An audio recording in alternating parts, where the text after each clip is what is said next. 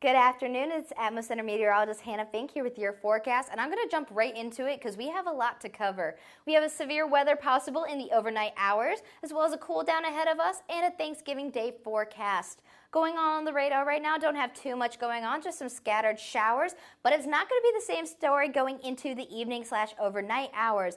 Most of the Gulf Coast is under a slight risk for severe thunderstorms tonight, as well as our friends off to the west are under an enhanced risk, and some of the panhandle of Florida is under a marginal risk.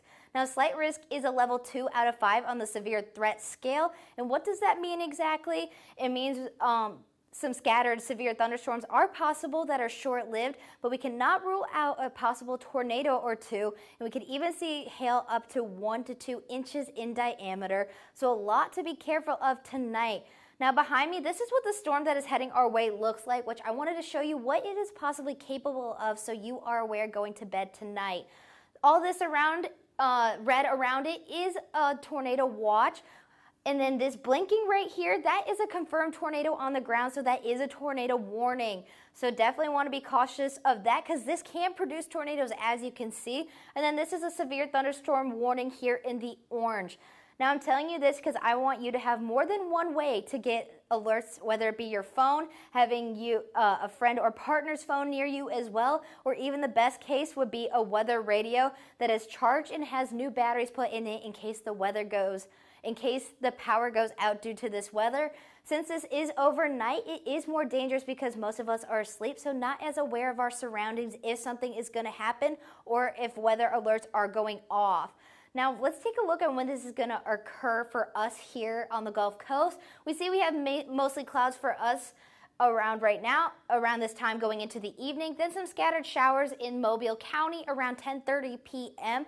And then around 2 a.m. is when we start to see these severe storms roll into the Mississippi area. And then 3:10 a.m. is when we see it cross the Alabama state line. But 5:30 a.m. is what we're most concerned with because most of the Gulf Coast is blanketed in these severe storms. You can see Mobile, Gulfport, and even Thomasville are in those red areas, which could be severe tonight. And then the storm starts to move towards the east, and more severe weather is possible for areas like Pensacola, more of our northern counties, and even Montgomery.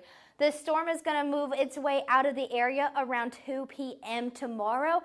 And then we don't see much going on around 4 p.m., but we do have some more rain chances going into the evening on Tuesday and start to leave the area around 11 p.m. So like I said, please have multiple ways to get alerts while you are sleeping tonight. This can be possibly dangerous if there is any tornadoes on the ground or even any warnings, as well as those wind gusts are going to be quite powerful tonight.